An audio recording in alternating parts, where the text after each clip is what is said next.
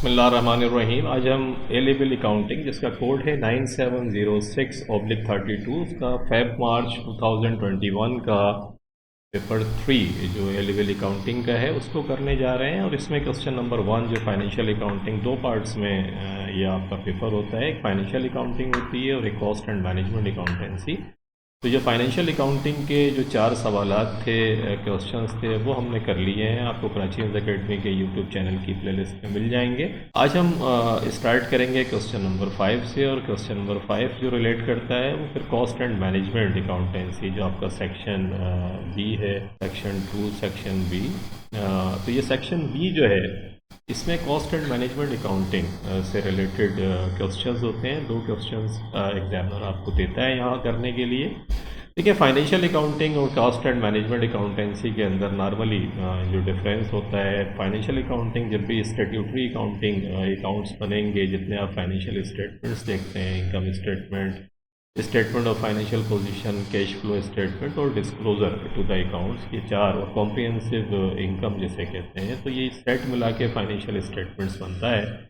IAS 1 international accounting standard 1 के हिसाब से जो पूरा सेट है फाइनेंशियल स्टेटमेंट्स का, ये जो बनाते हैं आप, ये फाइनेंशियल अकाउंटिंग इसको कैटर फॉर करती है। और जो ऑडिटेड अकाउंट्स आपके होते हैं वो सब यहाँ से बन रहे होते हैं। और इसके यूज़र जो होते हैं नॉर्मली एक्सटर्नल इसके यूज़र्स होते हैं, आपके शेयर होल्डर्स इसको देख रहे होते हैं। आपके जो FBR जो भी टैक्स कलेक्टिंग अथॉरिटी है वो यही चीज़ मांग रही होती है आपसे कि ओवरऑल बिजनेस की क्या पोजीशन है। इसके अलावा ये होता है कि आपकी जो बैंक्स हैं जहाँ से आपने क्रेडिट लोन लिया हुए हैं सारे, they are much more interested. आपके जो लैंडर्स हैं, आपके क्रेडिटर्स हैं, वो जो आपको जिनसे आप माल ले रहे हैं क्रेडिट पे, तो ये सब एक्सटर्नल यूज़र्स उसके होते हैं। और वहाँ आप ओवरऑल पोजीशन अपने आप की शो हो रही होती है तमाम की। इफ़ कंपनी लाइक यूनिलीवर को ले लेते हैं कि यूनिलीवर की बहुत सारी प्रोडक्ट्स हैं जो वो बनाती है, लेकिन उसके अगर आप फाइनेंशियल स्टेटमेंट्स देखेंगे तो वो कंसोलिडेटेड बेसिस के ऊपर सेल्स की फिगर आ रही होगी, फिर उसके ब्रेकअप्स होंगे, लेकिन वो ओवरऑल पोजीशन पूरे बिजनेस की पता चलेगी कि उस पूरे बिजनेस में वट एवर जितने भी नंबर्स ऑफ प्रोडक्ट कंपनी बेच रही है, लेकिन ओवरऑल पोजीशन क्या है, उन सबसे निकला क्या। इनकम स्टेटमेंट के अंदर ओवरऑल प्रॉफिट हुआ है या लॉस हुआ है। अब जो इंडिविजुअल जो प्रोडक्ट्स हैं आपकी, उनकी क्या पोजीशन है, वो उनकी कॉस्टिंग क्या है, वो कितने की आपको पड़ रही है इंडिविजुअली, और उसको सेल जब कर रहे हैं तो इंडिविजुअल प्रोडक्ट आपकी प्रॉफिट के अंदर है या लॉस के अंदर है। तो इंडिविजुअली तौर पे आपको you need more information, specially if you are running the business. आप अगर बिजनेस रन कर रहे हैं, आप मैनेजर हैं और मैनेजर बैठ रहे हैं, तो आप फ़र्ज़ कर लेते हैं कि आप किसी बेवरेज कंपनी या ऑटोमोबाइल कंपनी के मैन्युफैक्चरिंग अगर आप यूनिट्स को देखें जहाँ ऑटोमोबाइल बन रही होती हैं, बेवरेजेस बन रही है, तो वहाँ पर क्या होगा कि यू नीड टू अंडरस्टैंड कि यार मटेरियल क्या लगा है, गाड़ियों के जितने डिफरेंट वेरिएंट हैं जो एक कंपनी बना रही होती है, तो डिफरेंट गाड़ियाँ जो बन रही हैं ऑटोमोबाइल, उनकी इंडिविजुअल कॉस्टिंग क्या है, वो और उनके जितने स्टेप्स हैं उसके अंदर क्या हो रहा है। कॉस्टिंग आपको पता है कि 3 कंपोनेंट्स होते हैं, मटेरियल, लेबर और factory overhead. Direct material, direct labour और फैक्ट्री ओवरहेड। के डायरेक्ट मटेरियल, डायरेक्ट लेबर और उसमें रॉयल्टी भी शामिल कर लेते हैं या डायरेक्ट एक्सपेंसेस हैं, ये चारों मिला के डायरेक्ट कॉस्ट होती है। और इसके अलावा जितनी भी कॉस्ट है वो सब फिक्स फैक्ट्री ओवरहेड कहलाती है। तो इसकी जो इंडिविजुअल जो आप काम कर रहे होते हैं, लेजर के अंदर जो आपके लेजर होते हैं, जब आप फाइनेंशियल अकाउंटिंग बनाते हैं तो कम्युलेटिव बेसिस के ऊपर जो टोटल कॉस्ट है और टोटल सेल्स है वो आ रही होती है। इंडिविजुअल इंफॉर्मेशन फाइनेंशियल अकाउंटिंग में इस तरीके से नहीं आती। उसके लिए फिर कंपनीज एक अलग से एक अकाउंटिंग है, अकाउंटिंग की ही एक ब्रांच है, उसे हम कहते हैं कॉस्ट एंड मैनेजमेंट अकाउंटिंग। ये कॉस्ट एंड मैनेजमेंट अकाउंटिंग बहुत इंपॉर्टेंट है। मैनेजमेंट को डे टू डे बेसिस के ऊपर इंफॉर्मेशन चाहिए होती है। अभी आप पढ़कर भी आए होंगे कि ब्रेक इवन सेल्स क्या है, कि कंपनी प्रॉफिट भी नहीं कमा रही है, लॉस भी नहीं कमा रही है, तो ब्रेक इवन कैसे निकालेंगे। कंट्रीब्यूशन मार्जिन की टेक्निक्स हैं वो बहुत इस्तेमाल होती हैं। कॉस्ट ऑफ गुड्स मैन्युफैक्चर्ड, इसके अलावा different account job order costing है, आपकी प्रोसेस कॉस्टिंग है कि इंडिविजुअली तौर पे आप इसको आइडेंटिफाई कर रहे होते हैं। मटेरियल अगर आपने लगाया फॉर एग्जांपल, तो मटेरियल जो आपने सोचा था, जो आपने प्लानिंग की थी, it all starts from planning. या आपने प्लानिंग जो करी थी, प्लानिंग करते हुए आप अगर कोई प्रोडक्ट बना रहे हैं तो उसके स्टैंडर्ड आपने सेट किए थे कि यार एक प्रोडक्ट अगर मैं बना रहा हूँ तो मेरे हिसाब से सब कुछ कैलकुलेशन करके मटेरियल इतना लगना चाहिए, लेबर इतनी लगनी चाहिए और फैक्ट्री ओवरहेड जो है वो इतना लगना चाहिए। ये आपकी प्लानिंग थी। मटेरियल में इस रेट के ऊपर ख़रीदूँगा, मटेरियल की इतनी क्वांटिटी लगेगी, लेबर जो है उसका रेट मुझे इतना पड़ेगा, इतने रेट के ऊपर लेबर मुझे मिल जाएगी और एक यूनिट बनाने के अंदर मेरे इतने घंटे लगेंगे। इसी तरीके से फैक्ट्री ओवरहेड मेरा जो है इतना लगेगा। तो ये सब प्लानिंग करके आप स्टैंडर्ड अपने सेट कर रहे होते हैं। फिर एक्चुअल आपके रिजल्ट्स आते हैं, उन रिजल्ट्स को आप स्टैंडर्ड से कंपेयर कर रहे होते हैं और फिर वेरिएंस आप निकाल रहे होते हैं। दिस इज़ अगेन, ये सब मैनेजमेंट अकाउंटेंसी के अंदर ही पॉसिबल है। फाइनेंशियल अकाउंटिंग के अंदर ये तमाम चीज़ें इस तरीके से नहीं होती।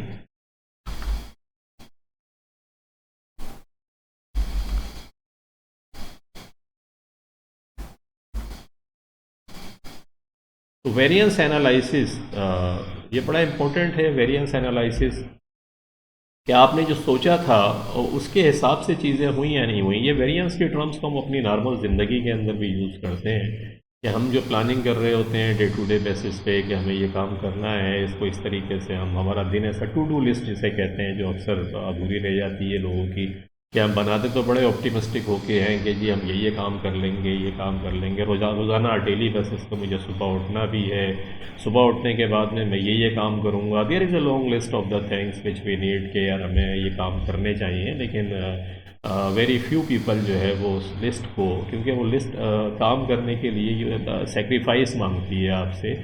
आपका जो प्लेजर है नॉर्मली उसे आप छोड़ के अपने जो रेगुलर जो ज़रूरी काम है वो कर रहे होते हैं। लाइक जैसे स्टडी है, स्टडी का शेड्यूल जब स्टूडेंट्स बनाते हैं तो उनके हिसाब से मैं ये भी कर लूँगा, मैं वो भी कर लूँगा। लेकिन जब वो एक्चुअली देखने बैठते हैं तो there is a long gap. कभी कोई दोस्त आ गया, कभी चैटिंग के अंदर लग गए, कभी खुद ही बाहर चले गए, कभी आउटिंग हो गई, कभी तबीयत सही नहीं है, तो पता चला कि यार वो फिर एक्यूमुलेट होते होते होते होते फिर जब एग्ज़ाम्स करीब आते हैं तो सर पे पड़ती है कि यार अब क्या करना है। वहाँ से फिर डिप्रेशन, एंजाइटी शुरू हो जाती है कि यार ये तो मैं कर ही नहीं सकता। फिर हिम्मत आपकी जवाब देने लगती है। तो ये वेरिएंस एनालिसिस अगर आप करने की आपकी आदत है, आप इसको अपने तौर पे शामिल करें अपनी लाइफ के अंदर कि वेरिएंस एनालिसिस की यार अगर कोई चीज़ जो बहुत ज़रूरी थी, मुझे स्टडी करना था लेकिन मैं नहीं कर सका, तो what is the reason behind this, कि वो क्या है। और नेक्स्ट डे अगर आप उसको सोचना सिर्फ शुरू कर दें, डेली बेसिस पे उसको देखें और करें, तो आहिस्ता आहिस्ता इम्प्रूवमेंट आने लगेगी। क्योंकि आपका माइंड जब डेली वेरिएंसेस देखेगा कि तो इतना वेरिएंस है इसके अंदर, ये तो मैं कर सकता था यार, फजूल में मैंने टाइम ज़ाया करा, नहीं इंपॉर्टेंट है मैं कर लूँगा, then you put some control on your activities. Otherwise if you are not monitoring it, बस आपने बनाया है, आप कर रहे हैं, उसको रिव्यू ही नहीं करते आप बैठ के। रोज़ाना एक नई लिस्ट बनाने का तो आपको शौक़ है कि आप बनाते हैं, लेकिन उसको फिर आप रिव्यू नहीं करते। आप उसके जो वेरिएंस आ रहे हैं, नेगेटिव वेरिएंस आ रहे हैं, वेरिएंस पॉजिटिव भी हो सकते हैं, आपने जो लिस्ट बनाई थी आपने उससे ज़्यादा काम कर लिया, देन यू फील हैप्पी यार I did this thing. Motivation आपका बढ़ता है। लेकिन अगर आप ये नहीं कर रहे हैं तो फिर नेगेटिव इफेक्ट जो है वो भी आ रहा होता है। तो ये जो वेरिएंस है ये हम इसके टर्म्स को जैसे मैं आपको नॉर्मल ज़िंदगी के अंदर हम यूज़ कर रहे हैं, वैसे ही management accountancy, cost and management accountancy के अंदर इस्तेमाल करते हैं कि वट एवर वी थॉट कि जो कुछ हमने सोचा था मैन्युफैक्चरिंग से रिलेटेड वो एक्चुअली हुआ नहीं हुआ। मटेरियल जिस रेट पे हमने ख़रीदा था, ख़रीदने का सोचा था, क्या उस रेट पे ही मटेरियल हमें मिल गया। मटेरियल की क्वांटिटी जितनी हमने सोची थी एक यूनिट के ऊपर लगेगी, क्या एक्चुअली इतनी ही लगी उस मटेरियल के उस यूनिट के ऊपर, या प्लस माइनस हो गया है। लेबर का रेट जो हमने सोचा था क्या उसी रेट के ऊपर लेबर हमें मिली या नहीं मिली। लेबर का जो घंटे थे, जो आवर्स थे, हमने कैलकुलेट किया था कि एक यूनिट बनाने के अंदर इतने आवर्स लगेंगे, कि एक्चुअली ऐसा ही हुआ या फिर कोई वेरिएंस आ गया। फैक्ट्री ओवरहेड जो हमने सोचा था क्या वही फैक्ट्री ओवरहेड लगा या ऐसा नहीं हुआ।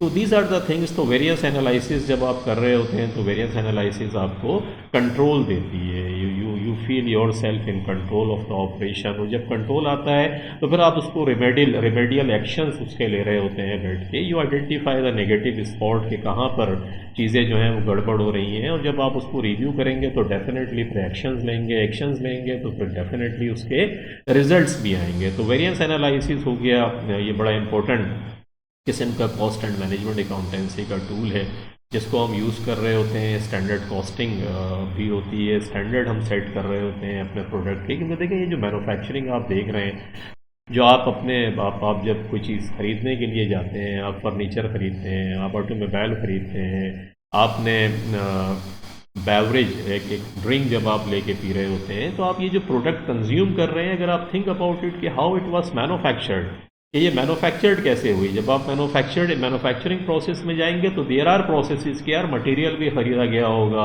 लेबर को ऑक्यूपाई किया होगा, फिर वो इलेक्ट्रिसिटी का भी खर्चा हुआ होगा, फिर सुपरवाइजर्स रखे होंगे, उनका भी खर्चा होगा, तो ये सब मिल के ये प्रोडक्ट बनी होगी। Think like it, then you will feel कि यार management cost and management accountancy is an very important branch of accounting. और जो लोग इंशाल्लाह you will be coming in corporate world after qualifying first your A level with bright with high grades इंशाल्लाह और flying colours, और उसके बाद फिर आप प्रोफेशनल अकाउंटेंसी या whatever you plan for yourself आप करेंगे, तो then you jump in corporate world. वहाँ पर ये सब कुछ आपको वास्ता पड़ेगा इसका कि क्या होता है क्या नहीं होता है। तो ये था थोड़ा सा brief introduction cost and management accountancy का। Let's start. अब हम देखते हैं कि ये हमसे पूछता क्या है। इसके सवाल आते रहेंगे, जैसे जैसे आएंगे वैसे वैसे फिर हम करेंगे इसको। कहता है N limited manufactures one product, के एन लिमिटेड मैन्युफैक्चर्स करती है, एक प्रोडक्ट बनाती है कोई। It may be, I mean to say chair, it may be automobile, it may be beverage, it may be cream, और it may be anything but one product.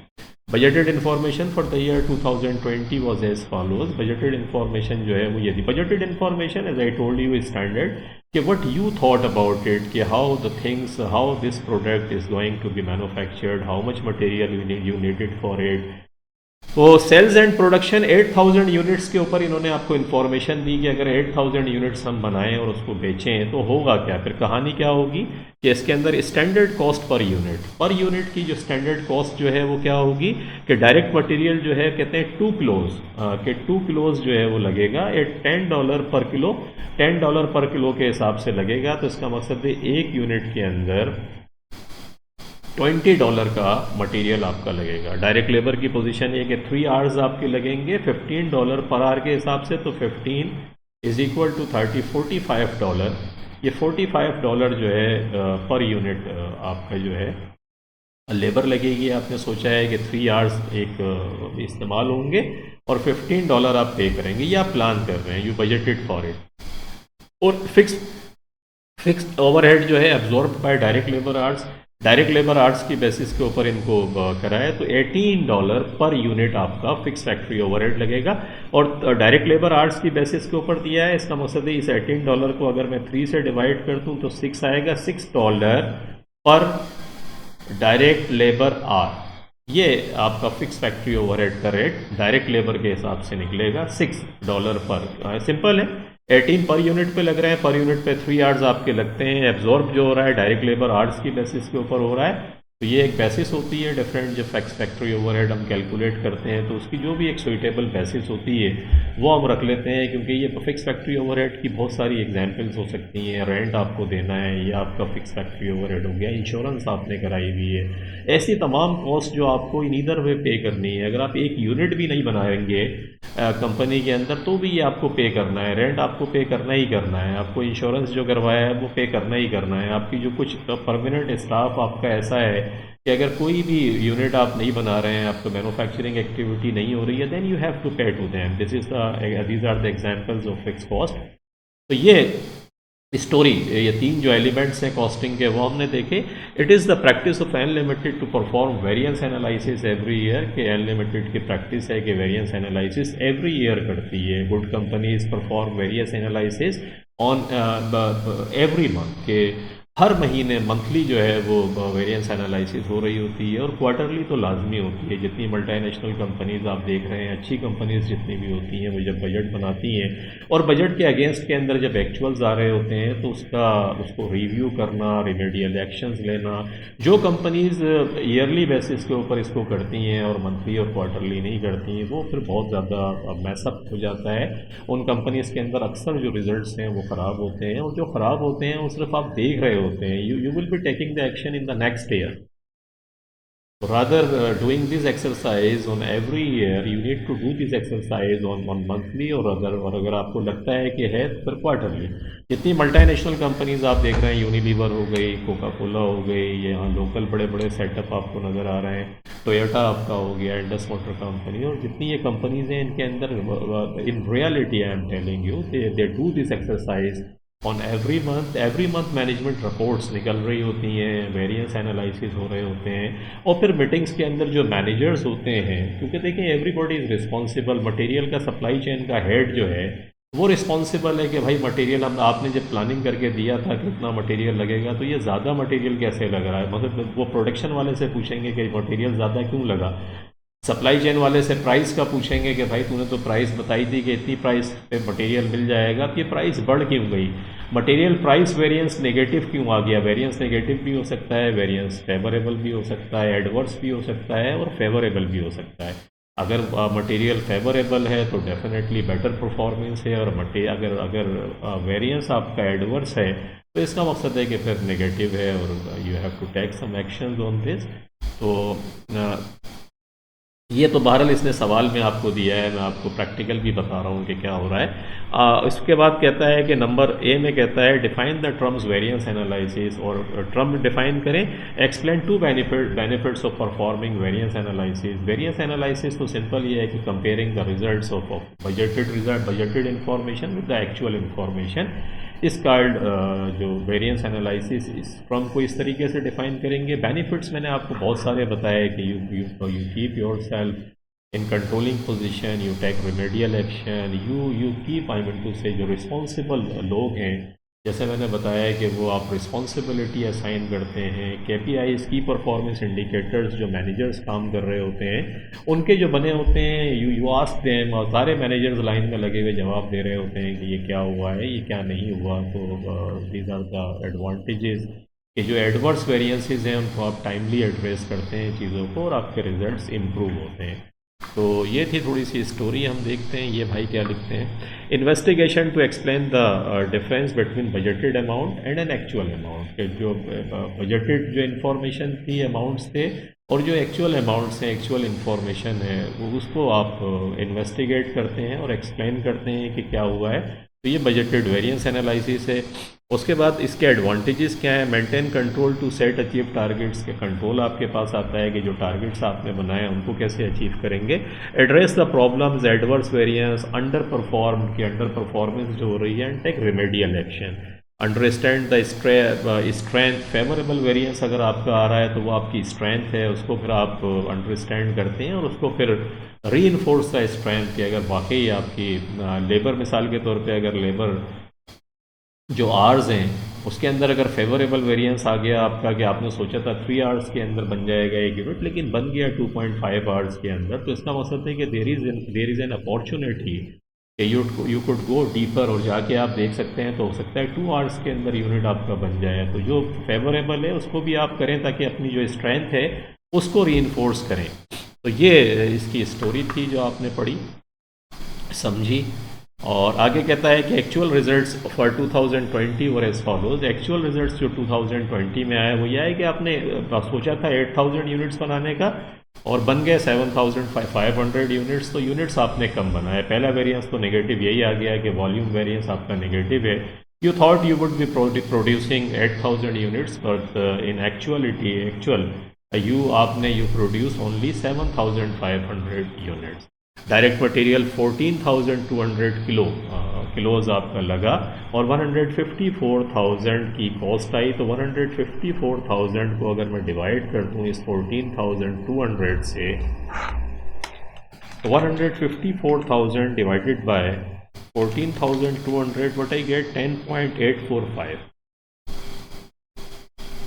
ये direct material per unit आपको पर kilo, ये क्योंकि 14,200 kilos लगे हैं उसके अंदर, तो $10.845 पर किलो आपका एक्चुअल का रेट है।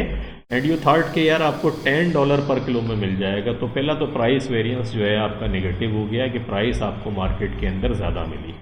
इसी तरीके से लेबर में आते हैं, आपने 22,000 आवर्स लगाए और लेबर जो थी वो 342,000 थी, तो 342,000 को अगर मैं डिवाइड कर दूं इस 22,000 से, तो पर आर मेरा रेट कितना आया वो आ जाएगा। 342,000 को डिवाइड कर दिया आपने 22,000 से, तो 15.54। तो जो पर आर की जो पेमेंट कर रहे हैं आप लेबर को 15.54 के हिसाब से कर रहे हैं, और आपने सोचा ये था कि भाई $15 मुझे पे करना पड़ेगा। तो अगेन वेरिएंस आप देख रहे हैं कि आपका आ गया। आपने फिक्स फैक्ट्री ओवरहेड जो है 148,000 आए। फिक्स फैक्ट्री ओवरहेड का रेट था 18 रेट था, $18, $18, और 7,500 यूनिट्स जो आपके एक्चुअल बने, अगर इस पर ये $18 लगते तो 18 multiplied by 7,500, but you get 135,000। तो 135,000 आपका फिक्स फैक्ट्री ओवरहेड लगना चाहिए था। आपके स्टैंडर्ड के हिसाब से लग गया है $148,000 ज़्यादा लग गया। नेगेटिव है, नेगेटिव वेरिएंस है ये। तो आपने देखा कि किस तरीके से आपने सोचा क्या था और हो क्या गया।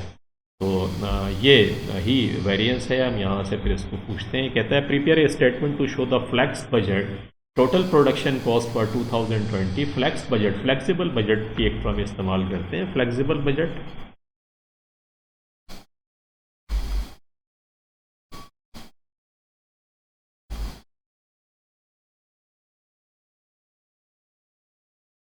फ्लेक्सिबल बजट, फ्लेक्सिबल बजट का मकसद ये हो गया कि स्टैंडर्ड के रेट जो आपने सोचा था सब कुछ वही लें, और उसको एक्चुअल प्रोडक्शन जो हुई है उसके ऊपर आप अप्लाई करके देखें कि जो आपने सोचा था अगर सब कुछ वैसे ही होता, जो प्रोडक्शन के यूनिट्स हैं, तो फिर रिजल्ट क्या आते हैं। जैसे मैं आपको बताता हूँ, आपने सोचा ये था 7,500 यूनिट्स आपने बनाए। आपने सोचा था कि हर यूनिट के बनाने पे 2 किलोज लगेंगे $10 पर किलो के हिसाब से। तो मैं $7,500 को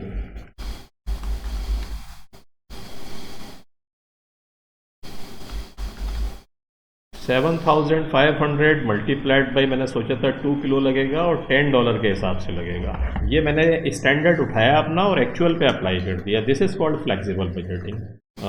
7,500 2 किलो मेरे हिसाब से लगना चाहिए था, मल्टीप्लाइड बाई $10 का। तो 150,000 अगर मेरा स्टैंडर्ड के हिसाब से ये सब कुछ बनता तो $150,000 का मटेरियल लगना चाहिए था। मटेरियल लगा कितना? 154,000 का मटेरियल लगा। तो ये फिर इसका मतलब है कि मटेरियल का जो वेरिएंस है वो नेगेटिव वेरिएंस है। ये फ्लेक्सिबल जो मेरी कॉस्ट है 150,000 आई। इसी तरीके से मैं लेबर के अंदर आ जाता हूँ। लेबर मैंने सोचा था 7,500 यूनिट्स बने।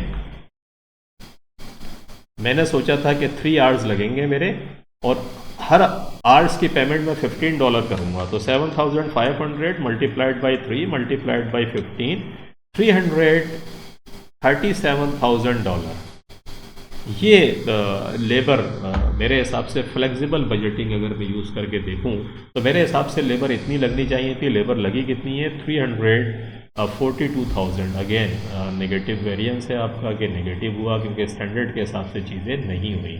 तो ये फ्लेक्सिबल बजटिंग हम कर रहे हैं कि हम स्टैंडर्ड के रेट्स उठा के एक्चुअल प्रोडक्शन के ऊपर अप्लाई कर रहे हैं। इसको फ्लेक्सिबल बजटिंग कहते हैं। इसी तरीके से फिक्स फैक्ट्री ओवरहेड, वो मैंने आपको बताया अभी कि $18 मैंने सोचा था कि हर यूनिट के ऊपर $18 लगेगा, और $18 लगने के बाद 7,500 यूनिट्स अगर बने,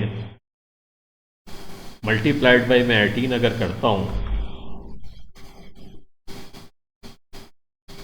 तो $7,500 multiplied by 18, what I get 135,000। तो मेरे हिसाब से फिक्स फैक्ट्री ओवरहेड 135,000 होना चाहिए था, हो गया है 148,000। Now there are the problems, कि ये प्रॉब्लम्स हैं जो हम आइडेंटिफाई कर रहे हैं। तो फ्लेक्सिबल बजट आपकी समझ में आया कि जब फ्लेक्सिबल बजट वो बनाने के लिए आपसे गए, तो फ्लेक्सिबल बजट का मकसद है कि स्टैंडर्ड रेट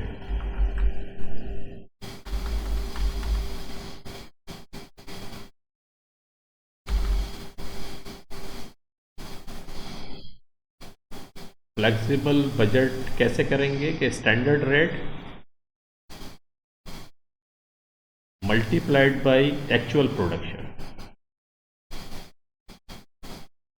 तो आपका फ्लेक्सिबल बजट इस तरीके से बन जाएगा कि स्टैंडर्ड देखा, जैसे मैंने आपको बताया स्टैंडर्ड के रेट मैंने उठाए हर चीज़ के, और एक्चुअल प्रोडक्शन उठा ली। ये देखें, इसको इसी तरीके से ये करा होगा इन्होंने। 150,000 हमने मटेरियल निकाला, लेबर में आपको दिखा के आया हूँ $337,000, और फिक्स फैक्ट्री ओवरहेड मैंने $135,000 निकाला। मिला के प्रोडक्शन कॉस्ट $622,500 आनी चाहिए थी। 150, 337 और ये सब हमने 135, 337, 150।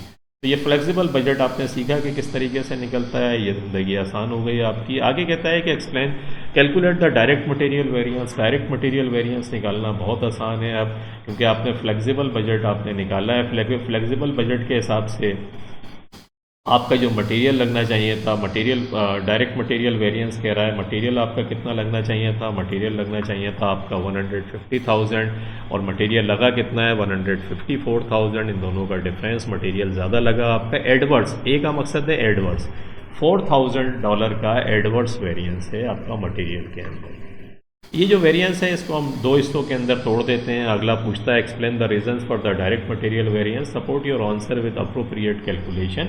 अप्रोप्रिएट कैलकुलेशन का मकसद है कि ये मटेरियल वेरिएंस है, इसके दो रीजंस हो सकती हैं। इसका प्राइस का भी डिफरेंस हो सकता है और वॉल्यूम का, क्वांटिटी का डिफरेंस भी हो सकता है। यूजेज जो हमने कराया है, यूजेज हमने सोचा ये था कि यूजेज कितनी होगी, इसे हमने 2 किलो सोचा था और हमारे पास ज़्यादा लग गया है। ये रेट हमारा ये ज़्यादा हो गया है। अगर मैं उठा के 2 किलोज़ देखूँ तो 7,500 यूनिट्स बनाए। मैंने सोचा ये था कि 2 किलो लगेगा मेरा, तो फॉर 7,500 मल्टीप्लाइड बाई 2 के हिसाब से 15,000 मेरा मटेरियल यूज़ होना चाहिए था। क्वांटिटी यूज़ कितना हुआ है 14,200। तो ये तो फिर फेवरेबल है कि अच्छा हुआ कि हमने सोचा ये था कि 15,000 लगेगा, लेकिन लगा है 14,200।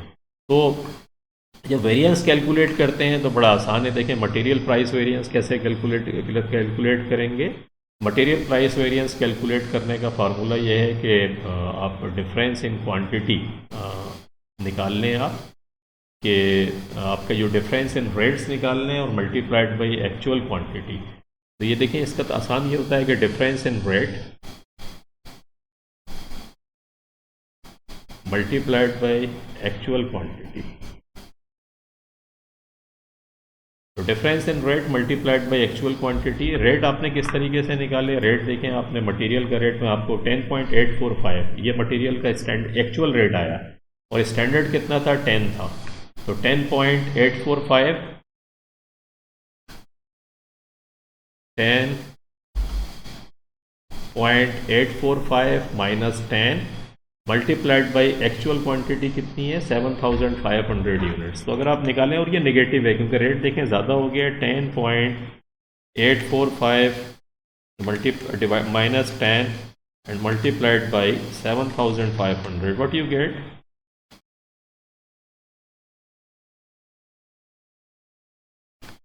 10.845, क्योंकि एक्चुअल जो आपकी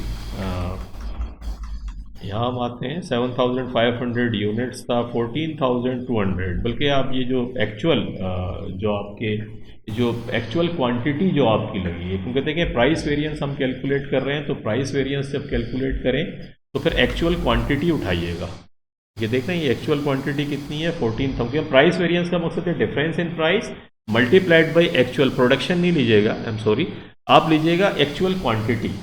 difference in price multiplied by actual quantity जो आपकी यूज़ हुई, क्योंकि आप actually you are focusing on the price side, quantity को भी आप डिस्कस नहीं कर रहे हैं। तो क्वांटिटी वही रहने दें उठा के जो आपकी लगी है, एक्चुअल क्वांटिटी वही लगी है। अगर एक्चुअल क्वांटिटी उसी रेट के ऊपर मिल जाती है आपको, जो रेट आपने सोचा था, तो फिर प्राइस वेरिएंस जो है वो नहीं आता। प्राइस वेरिएंस आया है इसीलिए कि रेट चेंज हुआ है, तो क्वांटिटी को एक्चुअल रहने दें। तो क्वांटिटी फिर आपकी कितनी है 14,200, ये एक्चुअल क्वांटिटी थी। तो फार्मूला क्या बना कि difference in price multiplied by actual quantity. तो 10.845 माइनस 10 मल्टीप्लाइड बाई 14,200, तो तो 11,999.99 बनेगा, तो ये 12,000 पर आपका आप राउंड ऑफ कर लीजिएगा, क्योंकि अगर इसको पूरा ले लेंगे आप उठा के आगे तक तो फिर उसके बाद 12,000 आपका बनेगा। और ये एडवर्स वेरिएंस है, इन्होंने भी देखें इसी तरीके से निकाला है। इन्होंने कैसे निकाला वो भी मैं समझा देता हूँ। ये 154,000 जो आपको लिखा हुआ नज़र आ रहा है, ये डेफिनेटली जो एक्चुअल क्वांटिटी है आपकी 14,200 मल्टीप्लाइड बाई एक्चुअल प्राइस। तो एक्चुअल क्वांटिटी ज़रब एक्चुअल प्राइस निकाल के 154,000 एक्चुअल कॉस्ट है ये मटेरियल की। तो एक्चुअल कॉस्ट कैसे आएगी कि 14,200 किलोज मल्टीप्लाइड बाई एक्चुअल का रेट जो आपको पड़ा, ये आपके पास ये आ गया। तो देखिए इसके अंदर 14,200 और एक्चुअल प्राइस है। ये जो है 10 आपको नज़र आ रही है, ये स्टैंडर्ड प्राइस है। और देखें वही फिर आपका एक्चुअल क्वांटिटी 14,200 यहाँ आ गया। तो फार्मूला वही बना के difference in rate multiplied by actual quantity. तो ये 12,000 आपका आ गया। एडवर्स है, एडवर्स का मकसद है the price of material has increase causing adverse variance and you need to investigate further कि व्हाट इज़ द रीज़न, क्या हुआ है। मतलब मार्केट के अंदर महंगा हो गया है, हमने इस मटेरियल को जो सप्लाई चेन का हेड था उसने क्या, उस सप्लायर्स जो है उसने सही सप्लायर तक वो नहीं पहुंचा मार्केट में। क्या वाकई ये जो मटेरियल हम यूज़ कर रहे हैं ये ओवरऑल महंगा हो गया है, या कोई नीचे से पैसे बना रहा है कि उसने ज़्यादा पैसों के अंदर इसको ख़रीद लिया है। तो इट रिक्वायर्स फर्दर इन्वेस्टिगेशन। उसके बाद आते हैं आगे, इसका दूसरा एलिमेंट है क्वांटिटी वेरिएंस। जब क्वांटिटी वेरिएंस की बात करेंगे तो difference in quantity multiplied by standard rate. क्या होगा? Difference in quantity multiplied by standard rate. ये आप ध्यान में रखिएगा। वहाँ क्या था? Difference in price multiplied by actual quantity. यहाँ थोड़ा सा रिवर्स कर रहे हैं, क्योंकि यहाँ हम फोकस नहीं कर रहे हैं, यहाँ हम फोकस कर रहे हैं क्वांटिटी के ऊपर। प्राइस हम कह रहे हैं वही है जो हमारी स्टैंडर्ड प्राइस ही हम लेंगे, क्वांटिटी का डिफरेंस ले रहे हैं तो फिर स्टैंडर्ड प्राइस लीजिए। जब प्राइस का डिफरेंस लें तो एक्चुअल क्वांटिटी लीजिएगा। ये difference in price, difference in quantity किस तरीके से देखेंगे वो देख लेते हैं। डिफरेंस इन क्वांटिटी देखें, हमने हमारे पास जो लगे वो 14,200 किलोज लगे, और 7,500 के हिसाब से मैंने बताया कि हमने सोचा था कि 2 किलोज लगेंगे, तो 15,000 एक्चुअली हमारे किलो लगने चाहिए थे और लगे हैं 14,200। तो 15,000 ये वाले minus 14,200, 15,000 minus 14,200 and multiplied by actual standard rate. So ये स्टैंडर्ड रेट 10 है आपके पास, तो 15,000 minus 14,200 multiplied by 10 you get 8,000। और ये 8,000 क्वांटिटी का जो है यूजेज जिसे हम कहते हैं ये फेवरेबल आया कि आपने सोचा था कि यार लगने चाहिए 15,000, स्टैंडर्ड के हिसाब से 15,000 किलोज आपके यूज़ होने चाहिए थे प्रोडक्शन के अंदर एफिशिएंटली, या मटेरियल अच्छा है कि क्वांटिटी उसकी कम लगी। 14,200 आपके 14,200 जो है वो किलोज इस्तेमाल हुए। तो ये फेवरेबल वेरिएंस है आपका। और देखें ये फेवरेबल आपको लिखा हुआ 8,000 नज़र आ रहा होगा। फार्मूला जो मैंने लिखा है यूजेज वेरिएंस भी कहते हैं, material quantity variance, material usages variance इसको कहते हैं। फार्मूला देखें वही है, ये 15,000 माइनस 400 तो 14,200 के standard quantity minus actual quantity multiplied by standard rate. ये आपके पास ये आ गया। और ये बता रहा है कि material of better quantity have been used resulting using lesser material, कि आपने कम मटेरियल के अंदर भी प्रोडक्शन कर ली। तो दैट्स ऑल अबाउट मटेरियल हो गया आपका। मटेरियल आपने देखा दो हिस्सों में बढ़ गया, मटेरियल यूजेज वेरिएंस है और मटेरियल प्राइस वेरिएंस है। आगे आते हैं, आगे कहते हैं calculate the direct labour variance. Direct labour variance आसान है। डायरेक्ट लेबर वेरिएंस अभी हम कैलकुलेट के फ्लैक्स आपने फ्लैक्स जब बनाया था आपने, तो फ्लैक्स के हिसाब से डायरेक्ट मटेरियल डायरेक्ट लेबर $337,000 की लगनी चाहिए थी।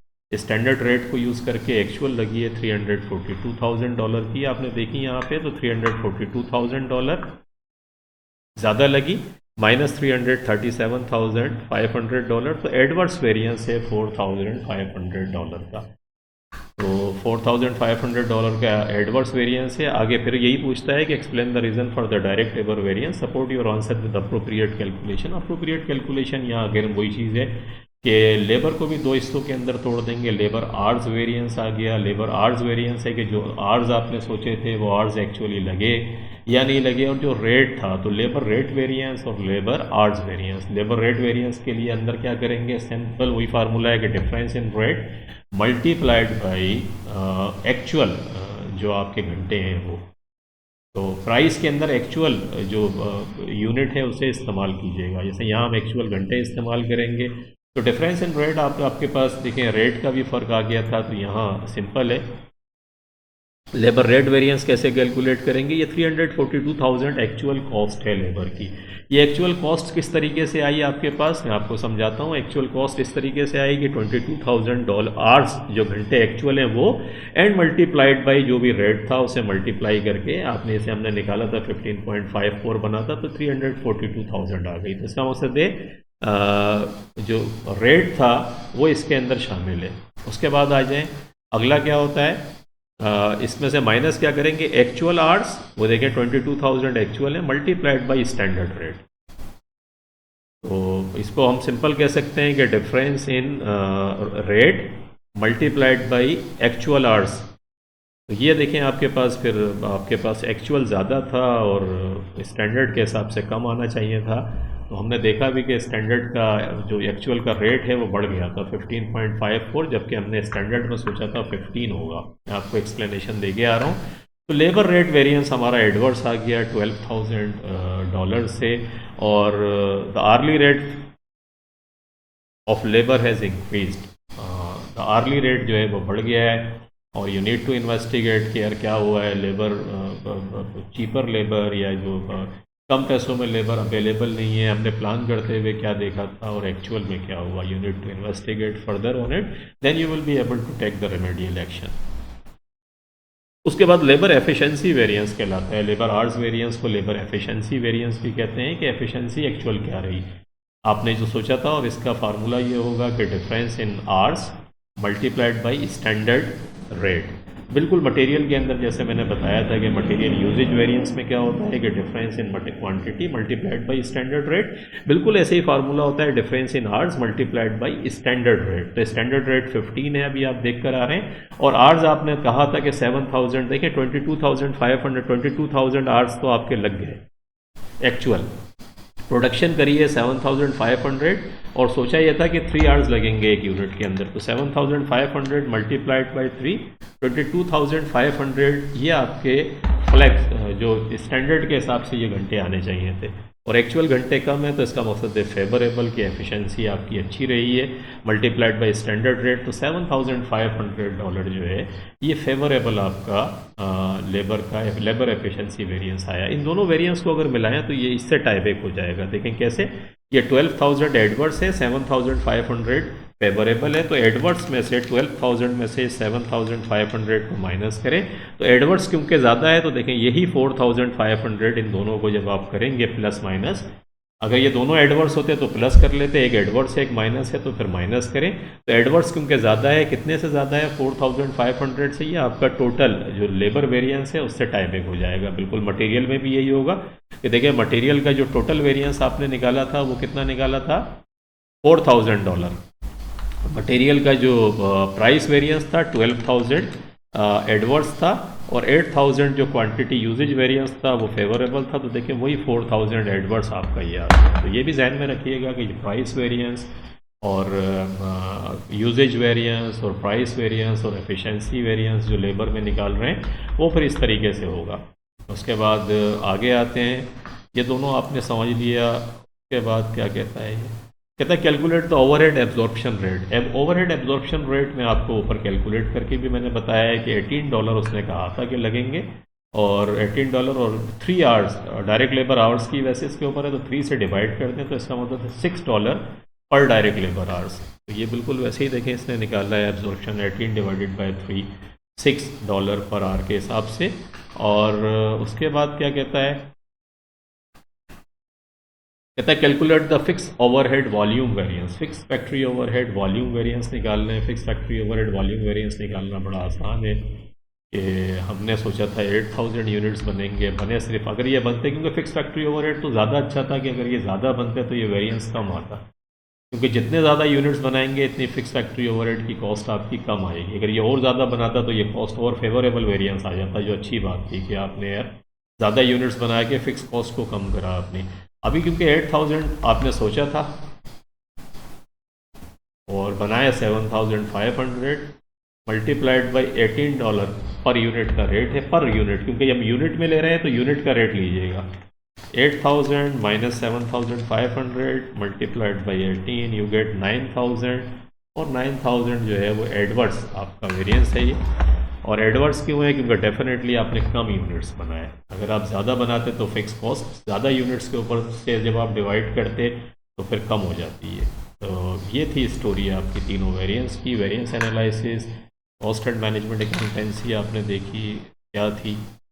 उसके बाद आगे आ जाएं। आगे कहता है कि unlimited plans to manufacture another product, unlimited plans to manufacture another product in 2021। एक और प्रोडक्ट वो बनाने जा रही है 2021 में। Director suggest that the company should use activity based costing in 2021. However, another director suggests that the existing cost basis should be retained, कि जो भी कॉस्टिंग मॉडल चल रहा है इसी को रिटेन रखना चाहिए। Advise the director whether or not the company should use ABC activity based costing in 2021। Justify your answer. Justify activity based costing भी actually cost and management accountancy की एक ब्रांच होती है जो फर्दर डीपर, अगर आप बहुत ज़्यादा डीप में देखना चाह रहे हैं कॉस्टिंग को, तो फिर एक्टिविटी बेस्ड कॉस्टिंग हम इस्तेमाल करते हैं। वो कंपनीज जिनके यहाँ कॉस्ट एक बहुत इंपॉर्टेंट रोल प्ले करती है और उसके कॉस्ट ड्राइवर्स होते हैं एक्टिविटी भी। जैसे यहाँ तो देखिए आप मैन्युफैक्चरिंग ओवरहेड का रेट एक आया है ना आपके पास, फिक्स फैक्ट्री ओवरहेड का एक रेट है आपके पास $18 पर डायरेक्ट लेबर पर यूनिट, या $6 पर लेबर आर के हिसाब से आपने फिक्स फैक्ट्री ओवरहेड को कैलकुलेट किया। When you go for calculating activity based costing तो उसमें फिर ड्राइवर्स हो रहे होते हैं आपके। इसे मैं एग्जांपल देता हूँ। एक मेंटेनेंस, एक वर्कशॉप है, उस मेंटेनेंस वर्कशॉप के अंदर मेंटेनेंस भी हो रही, रेगुलर मेंटेनेंस का काम भी हो रहा होता है, प्रिवेंटिव मेंटेनेंस भी आप कर रहे होते हैं। आपकी वर्कशॉप है फर्ज कर लें, बल्कि यूँ समझें कि एक मैन्युफैक्चरिंग यूनिट है, उसके अंदर एक आपकी जो वर्कशॉप है, मेंटेनेंस से रिलेटेड वर्कशॉप आपकी है, और वो मेंटेनेंस के काम करती है। जो आपकी जो मशीनरीज लगी हुई हैं जिनसे आप मैन्युफैक्चर्ड कर रहे हैं उनकी मेंटेनेंस भी ज़रूरी होती है। तो कुछ तो रेगुलर मेंटेनेंस होती है कि किसी चीज़ में कोई ख़राबी हुई तो आपने जाके उसे सही कर दिया। इसके अलावा एक प्रिवेंटिव मेंटेनेंस भी होती है कि एक सर्टेन पीरियड में मशीनरीज को बंद कर देते हैं और फिर उनकी ओवरऑलिंग करते हैं। ओवरऑल के वो 2-3 रोज़ की एक आपकी जो प्रिवेंटिव मेंटेनेंस कर रहे होते हैं। जैसे आप ऑटोमोबाइल, अगर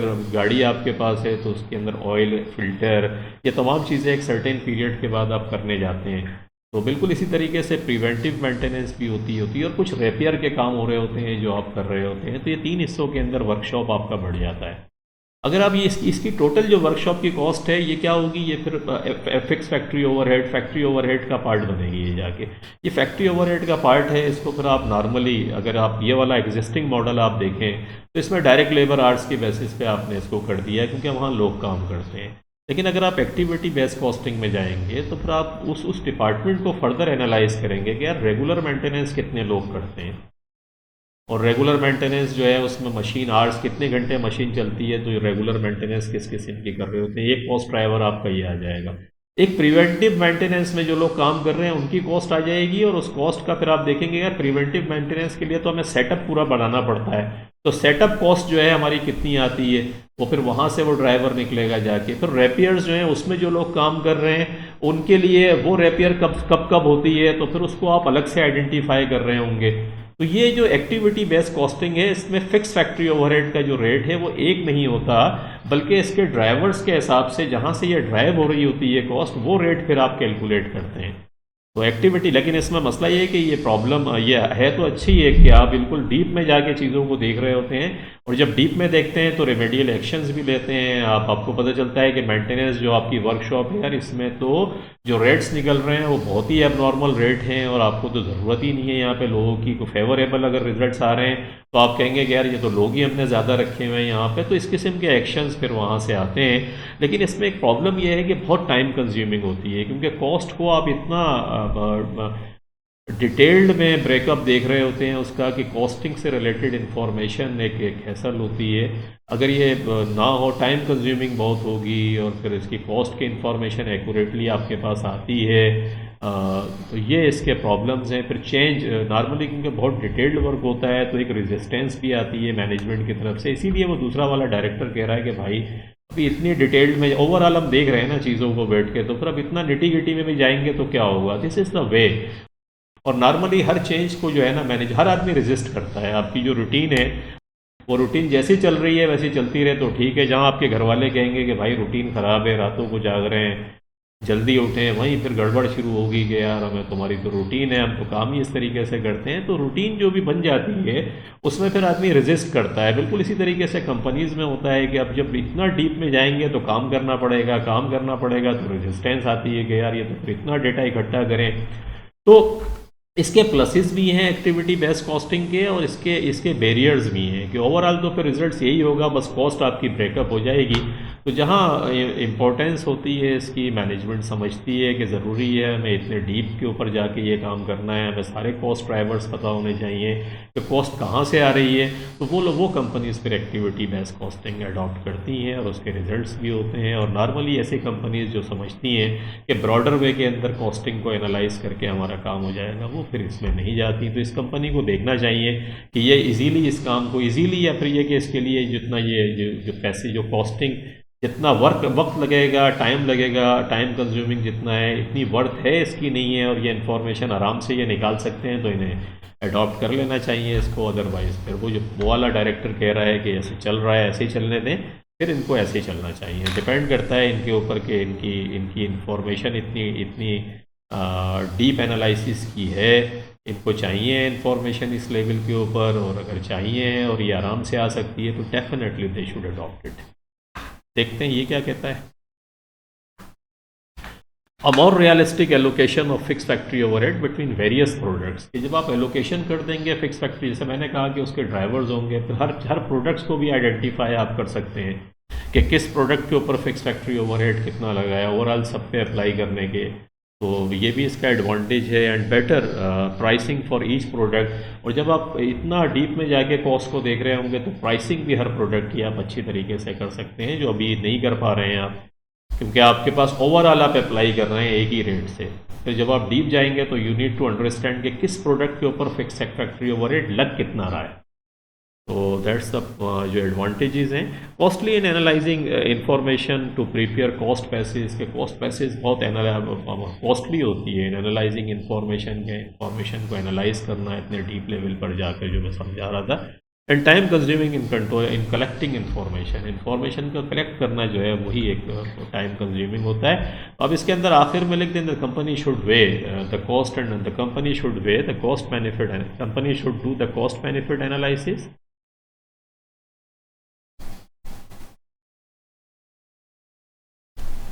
The company should do the cost benefit analysis of adopting ABC, ये इन चीज़ों को रखते हुए, और अगर उसके बेनिफिट्स ज़्यादा हैं तो उसको फिर अडॉप्ट कर लें, और बेनिफिट्स नहीं है तो फिर रहने दें, वो जो डायरेक्टर कह रहा है वैसे ही कर लें। तो दे नीड टू अंडरस्टैंड, थोड़ा सा डीप जाके इनको काम करना पड़ेगा। काम करने के बाद फिर इनकी समझ में आएगा कि करना है या नहीं करना है। तो that's all from my side today. ये आपने देखा कि किस तरीके से हमने ये क्वेश्चन नंबर 5 जो मैनेजमेंट अकाउंटेंसी का वो कर लिया। इसका नेक्स्ट क्वेश्चन इंशाल्लाह करेंगे। तो टेक केयर, अपना बहुत ख्याल रखिएगा, एंड इस नॉलेज को जो हम कर रहे हैं इसको आगे भी बढ़ाएं। O level accounting, S level accounting के बहुत सारे पास्ट पेपर्स पढ़े हुए हैं यूट्यूब पे, आपके जो जूनियर्स हैं उनको भी रेफ़र करें क्राचीज एकेडमी का चैनल, और उनको बताएं कि ये सब है, वहाँ जाके वो देखें। और भी लेक्चर बिजनेस स्टडीज़ है, मैथमेटिक्स है, केमिस्ट्री, बायोलॉजी, ये सारे लेक्चर्स वहाँ पढ़े हुए हैं। तो इसको थोड़ा आगे बढ़ाने के अंदर थोड़ी हेल्प करें, अपना कंट्रीब्यूशन दें इसके अंदर, और इंशाल्लाह फिर आगे पढ़ते हैं इसको। और जो भी चीज़ आपको प्रॉब्लम हो रही हो उसको फिर कमेंट्स में लिखें, ताकि अगर कोई स्पेसिफिक आपकी प्रॉब्लम है तो फिर मैं उसको भी एड्रेस करूं। तो thank you very much for watching the video. Take care, अपना बहुत ख्याल रखिएगा। अल्लाह हाफ़िज़।